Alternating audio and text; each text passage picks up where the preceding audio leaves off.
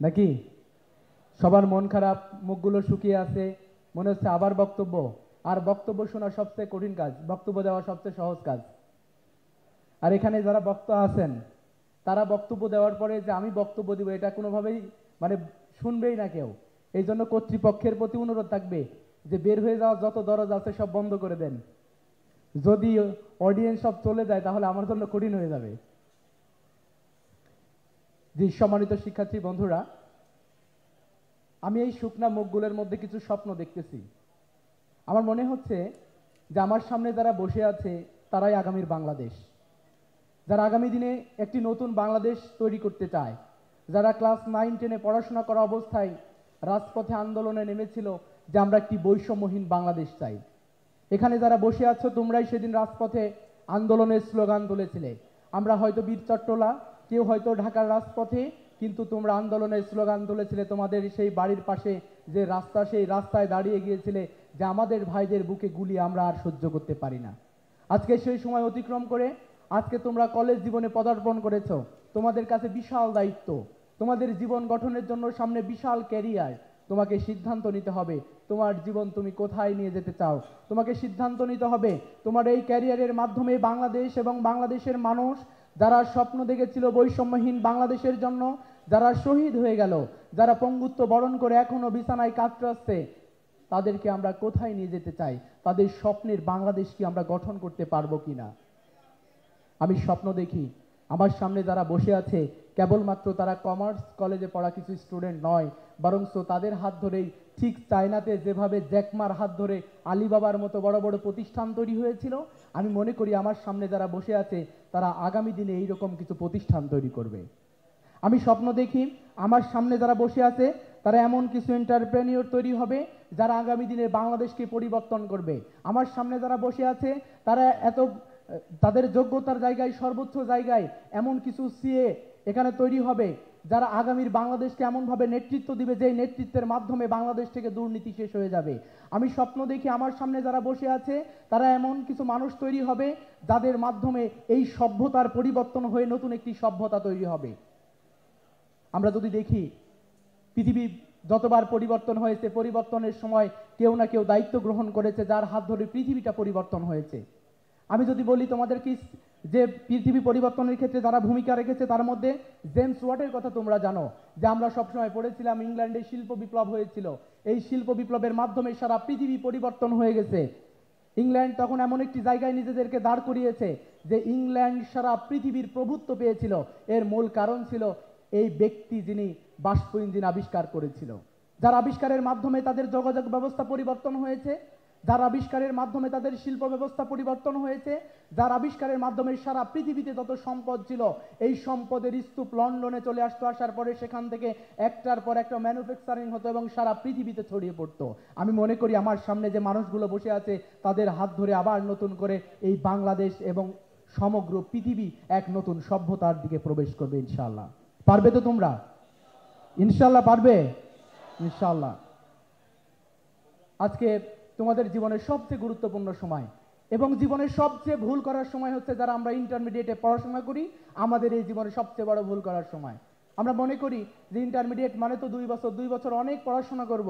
আমি যেখানে 1 বছর পড়াশোনা করে ক্লাসের রোল নাম্বার হয়তো 1 অথবা 2 হইতো, কিন্তু এখন আমি 2 বছর সময় পাবো, তার মানে আমি খুব ভালো রেজাল্ট করব। কিন্তু খোঁজ নিয়ে দেখবা যে গোল্ডেন এ প্লাস পেয়ে কমার্স কলেজে কতজন ভর্তি হয়েছিল, ইন্টারমিডিয়েটে আর গোল্ডেন এ প্লাস পেয়ে বের হয়েছে কতজন? এখানে অসংখ্য গোল্ডেন এ প্লাস এসেছিল কিন্তু গোল্ডেন এ প্লাস পায়নি। এখানে অসংখ্য এ প্লাস এসেছিল কিন্তু এ প্লাস পায়নি। আবার অসংখ্য এ অথবা 4.50 পেয়েছিল, কিন্তু তারা কেবলমাত্র পড়াশোনার কারণে, পরিশ্রমের কারণে, সতর্কতার কারণে এই কমার্স কলেজে আসার পরে তারা গোল্ডেন এ প্লাস পেয়েছে। শুধু গোল্ডেন এ প্লাস পায়নি, বরং তারা ঢাকা বিশ্ববিদ্যালয়ে, আজকে তুমি যদি খোঁজ নাও যে ঢাকা বিশ্ববিদ্যালয়ে ব্যবসা প্রশাসন অনুষদ, সেখানে তুমি যাও একবার দেখো, খোঁজ নাও, দেখবার চট্টগ্রাম কমার্স কলেজের অসংখ্য শিক্ষার্থী ভাই বোনেরা সেখানে পড়াশোনা করে। তুমি যা জিজ্ঞাসা করবা যে আপনি যখন কমার্স কলেজে ভর্তি হয়েছিলেন আপনার রেজাল্ট কি ছিল, হয়তো বলবে আমার রেজাল্ট কোনো রকম, কমার্স কলেজে ভর্তি হতে পারি এই অবস্থা ছিল, কিন্তু কমার্স কলেজে পড়াশোনা করার কারণে আমি একটি গোল্ডেন এ প্লাস পেয়েছিলাম। অসংখ্য শিক্ষার্থী তুমি মহসিন কলেজ, তুমি চট্টগ্রাম কলেজ অথবা এই কলেজেই পাবা যারা অনার্সে পড়াশোনা করতেছে, তাদের জীবনের যদি গল্পের কথা বলো যে আপনি তো এখানে পড়াশোনা করেন, আপনি কি বিশ্ববিদ্যালয়ে ভর্তি পরীক্ষা দেননি? সে বলবে আমি বিশ্ববিদ্যালয়ে ভর্তি পরীক্ষা দিয়েছি এবং গোল্ডেন এ প্লাস নিয়ে এই কমার্স কলেজে ভর্তি হয়েছিলাম, কিন্তু পরবর্তীতে আমি গোল্ডেন এ প্লাস পাইনি। কেন পাইনি? এর মূল কারণ হলো যে আমরা মনে করি যে আমাদের এই যে কলেজ লাইফ, এই কলেজ লাইফ সম্ভবত 2 বছর, কিন্তু চরম বাস্তবতা হলো 15 থেকে 17 মাসের মধ্যেই আমাদের ইন্টারমিডিয়েটের এই কোর্সটা কমপ্লিট হয়ে যায়। এই কোর্স কমপ্লিট হওয়ার পরে আমার সামনে এক চ্যালেঞ্জ আসে যে আমি এখন কোথায় ভর্তি হব, কিভাবে আমি অ্যাডমিশন টেস্টে নিজেকে গোছাবো, কিভাবে সারা বাংলাদেশের শিক্ষার্থীদের তাদের সাথে কম্পিটিশন করে আমি আমার একটা সিট দখল করব। কিন্তু চরম বাস্তবতা, আমি সঠিক দিক নির্দেশনা না পাওয়ার কারণে, আমার পড়াশোনার উদাসীনতার কারণে, অথবা আমি যে গোল্ডেন এ প্লাস পেয়েছিলাম, সেই গোল্ডেন এ প্লাস আমার কাছে এমন জীবনের জন্য কাল হয়েছে, আমি এটা পরিচয় দিতে অনেক বেশি পছন্দ করতাম, কিন্তু পড়াশোনা করতে পছন্দ করতাম না। সম্মানিত শিক্ষার্থী ভাই বোনেরা, আমি শুধু বলতে চাই, আমাদের জীবন গড়ার এটা তো সবচেয়ে মোক্ষম সময়। আমরা ঈগল পাখির গল্প শুনতাম যে ঈগল পাখি নাকি 40 বছর বয়স পর্যন্ত তার স্বাভাবিক কার্যক্রম পরিচালনা করতে পারত।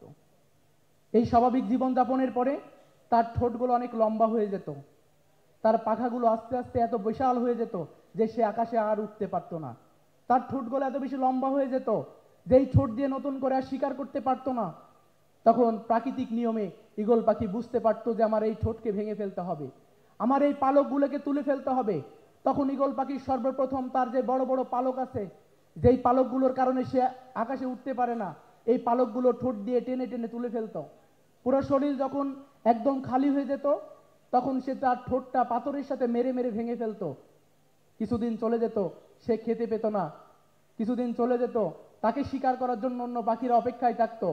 এর কিছুদিন পরেই তার আবার নতুন করে তার শরীরে পালক গজাতো। কিছুদিন পরে নতুন করে আবার ঠোঁট গজাতো। আবার সেই যৌবনে যেভাবে ঈগল পাখি শিকার করত, সেই শিকার আবার শুরু করত। ঠিক তেমনি ভাবে আমাদের ইন্টারমিডিয়েটের এই সময়টা হচ্ছে আমাদের জীবনে স্ট্রাগল করার সময়। এই সময়টা আমাদের সেই সময়, যেই সময় আমরা আমাদের পালকগুলোকে আবার নতুন করে আমাদেরকে আবার আবিষ্কার করতে হবে। এই সময়টা আমাদের জীবনে সেই সময়, যেই সময় আমাদের ঠোঁটগুলো ভেঙে ফেলে আবার নতুন করে নিজেদের গঠন করার জন্য, আবার নতুন শিকার ধরার জন্য আমাদেরকে অপেক্ষমান হতে হবে। আমাদেরকে মনে রাখতে হবে, আমার এর পরের শিকার কোনো এ প্লাস নয়, আমার এর পরের শিকার কোনো গোল্ডেন এ প্লাস নয়, বরঞ্চ সারা বাংলাদেশের অসংখ্য শিক্ষার্থী ভাই বোনের সাথে কম্পিটিশন করে আমাকে ঢাকা বিশ্ববিদ্যালয়ের সেই অনুষদগুলোতে টিকতে হবে। আমাকে অসংখ্য প্রতিযোগিতার মাধ্যমে চট্টগ্রাম বিশ্ববিদ্যালয়ে, সেই বিশ্ববিদ্যালয়ের যে ব্যবসায়ী প্রশাসন অনুষদ রয়েছে, সেখানে আমাকে টিকতে হবে। বাংলাদেশের গুরুত্বপূর্ণ ক্যাম্পাসগুলোতে পড়াশোনার জন্য আমাকে আবার নতুন করে আমার পালকগুলো গজাতে হবে, নতুন করে ঠোঁট গজাতে হবে। আমাকে শিকারীর মতো আবার নিশাচর প্রাণীর মতো রাত্রের বেলায় বই নিয়ে বসে যেতে হবে। এটা যদি আমি সক্ষম হতে পারি, তাহলে বিশ্বাস করুন আমার সামনে সফলতা অপেক্ষা করছে। আর যদি আমি ঘুমন্ত অবস্থায় চলে যাই, তাহলে বিশ্বাস করুন আমাদের সামনে কেবলই রয়েছে, আমরা হয়তো আমাদের স্বপ্নের জায়গায় পৌঁছাতে পারবো না। আমাদের পরিবার যে স্বপ্ন দেখছে, আমাদের রাষ্ট্র যে স্বপ্ন দেখছে, এই স্বপ্নের জায়গা পর্যন্ত আমরা কখনোই পৌঁছাতে পারবো না। সম্মানিত ভাইরা আমার, বোনেরা আমার, একজন দার্শনিক ছিলেন, আপনারা নাম জানেন, বার্ট্রান্ড রাসেল। নাম শুনেছেন? বার্ট্রান্ড রাসেল, উনি যখন ওনার যারা শিষ্য ছিল, গুরু হিসেবে সবাইকে বলতেন যে মনে রাখবা, জীবনে কখনো বিয়ে করবা না। কি বলছেন? জীবনে কখনো বিয়ে করবো না। কিছুদিন গেল, যাওয়ার পর বার্ট্রান্ড রাসেল একটা বিয়ে করলেন। বলছেন, স্যার বুঝলাম না, ঘটনা কি? শিষ্যরা বলছেন যে স্যার ঘটনা কি, আপনি বললেন বিয়ে করবো না, তো বিয়ে করলেন কেন? বলছে, আরে বিয়ের ক্ষতিকারক দিক কি এটা জানার জন্য আমি একটা বিয়ে করছি। কিছুদিন যাওয়ার পরে দেখা যাচ্ছে দ্বিতীয় বিয়ে, তারপরে তৃতীয় বিয়ে, একের পর এক উনি 5টি বিয়ে করেছিলেন।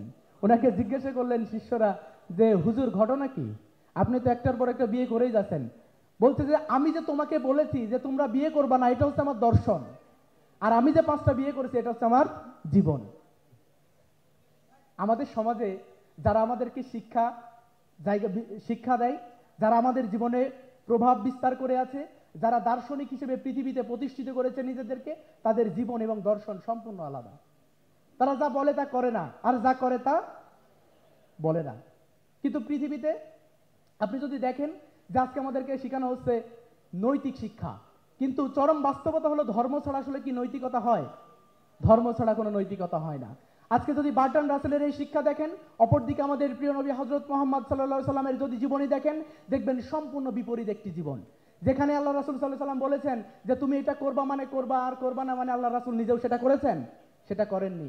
আপনি অধিকাংশ ধর্মগুরুর ক্ষেত্রে যদি দেখেন, দেখবেন যে তারা যেটা করেছেন সেটাই বলেছেন, আর যেটা করেননি সেটা করতে বলেননি। এই যে ইসলামী ছাত্র শিবির কি চায়?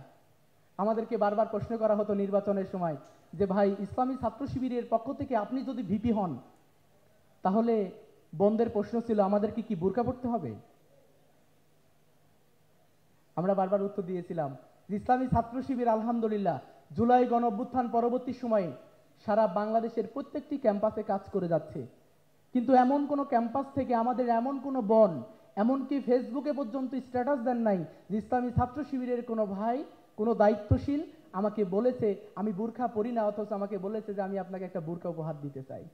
বলেছে? বলে নাই।